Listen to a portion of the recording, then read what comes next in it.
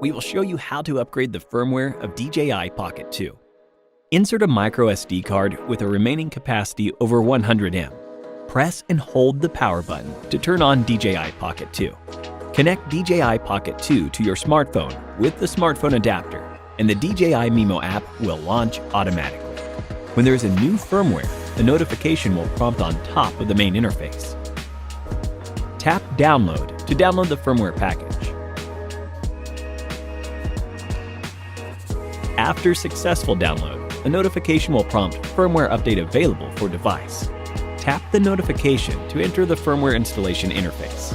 Tap Install, and the app will automatically upgrade the firmware. Do not turn off the phone or disconnect the phone from the gimbal during the upgrade. The gimbal will automatically restart after the upgrade is complete.